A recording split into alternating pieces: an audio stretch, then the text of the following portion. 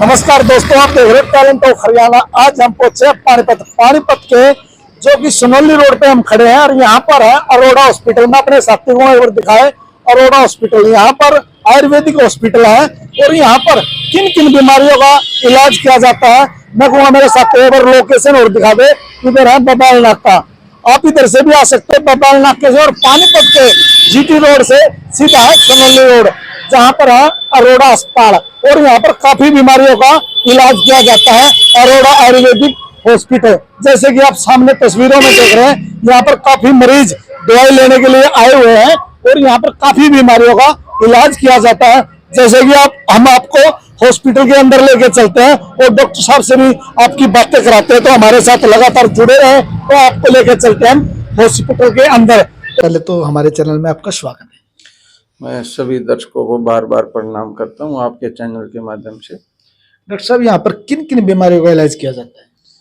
यहाँ जी वैसे तो आयुर्वेद में हर बीमारी का समाधान है, लेकिन जो मेजर बीमारी है उन्हीं पे फोकस है और उन्हीं के अच्छे रिजल्ट भी हैं। जैसे कैंसर है, किसी भी स्टेज में है और किसी भी तरह का है, वो चाहे एडिनोकार्सिनोमा है, सरकोमा है या ग्लोमा ट्यूमर है ब्रेन में, या सेल्स कार्सिनोमा है, तो किसी भी तरह का कैंसर है या ब्लड कैंसर है तो ये, और हार्ट से संबंधित कोई भी डिजीज है या किडनी से संबंधित कोई भी डिजीज है या लीवर से संबंधित कोई भी डिजीज है, या फिर एक जो मेजर जो बीमारी है उस पे हमने काम किया है और बहुत ही अच्छे रिजल्ट हैं और बहुत सारे पेशेंट हमने ठीक भी किए हैं।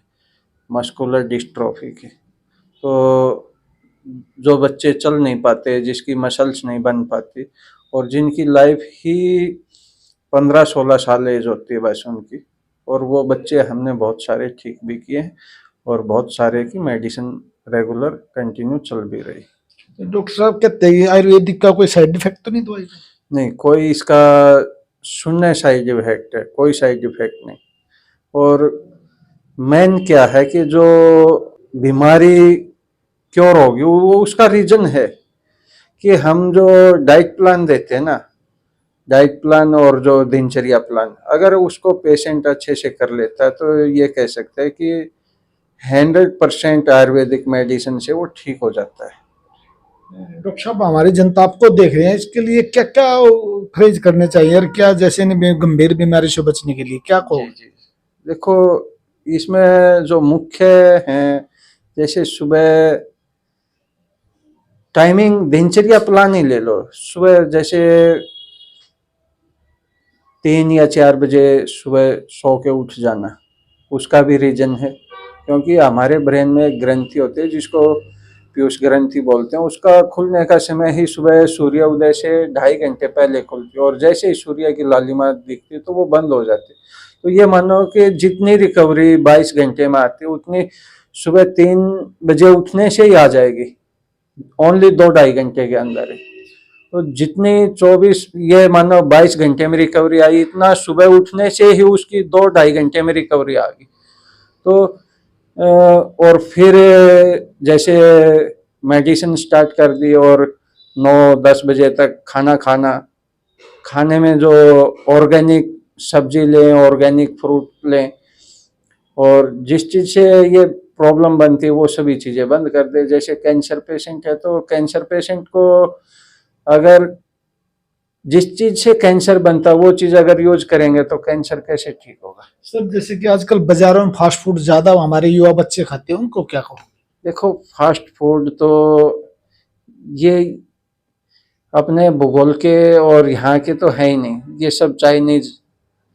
तो यहाँ तो अपना देसी खाना और देसी रहना कि भाई सुबह 9-9:30 बजे तक भरपेट खाना खा लेना, उसमें अपना लस्सी है, दही है, चपाती है, सब्जी है, या कोई फ्रूट ले लिया या सलाद ले लिया, लेकिन और जूस ले लिए, ये इस तरह के सुबह के टाइम यूज करने चाहिए। लेकिन इसमें अब डॉक्टर बताएगा कि भाई बीमार है तो उसको बोलेगा कि आप हरी सब्जी खाइए, और सब्जी में सबसे ज़्यादा कैंसर कारक है क्योंकि सब्जी जितने भी पेस्टिसाइड सब्जी में डलते हैं वो दूसरा और किसी चीज में डलते नहीं।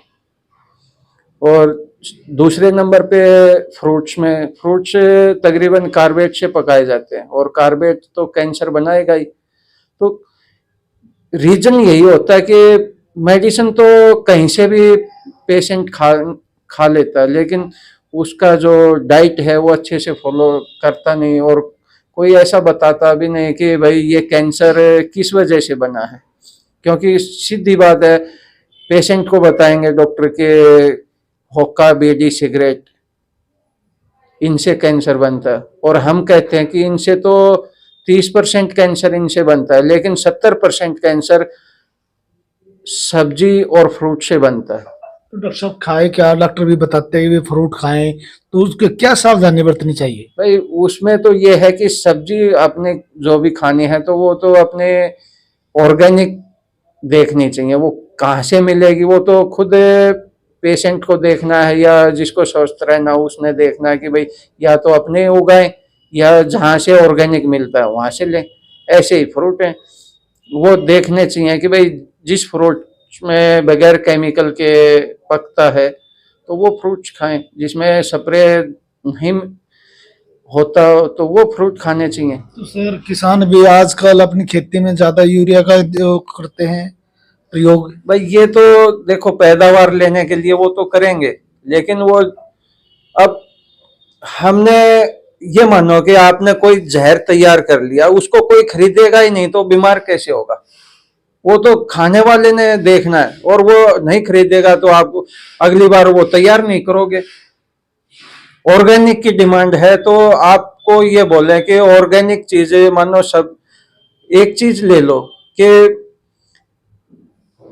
गाजर आपने ऑर्गेनिक तैयार कर दी, और गाजर नॉर्मल गाजर आप को बाजार में 20 रुपए केजी मिल रही है, और ऑर्गेनिक आपने तैयार कर दिया, अगर आप उसको 30-40 रुपए भी बेच रहे हैं तो वो आपकी लाइन लगा के बिकेगी जी। तो बहुत अच्छी बात डॉक्टर साहब ने कही, और हम भी बता देते हैं कि डॉक्टर साहब ने कहा कि अपनी दिनचर्या पे, और जैसे फ्रूट तो बताया कि उनको कई बार धोने से भी, कई बार जो फ्रूट ना खाएं जो केमिकल से पकते हैं। तो लेकिन आजकल तो किसान भाई हैं जो डेयरी वगैरह कर रहे हैं, हम कहते हैं कि दूध भी इंजेक्शन लगा के पशु का निकाला जाता है।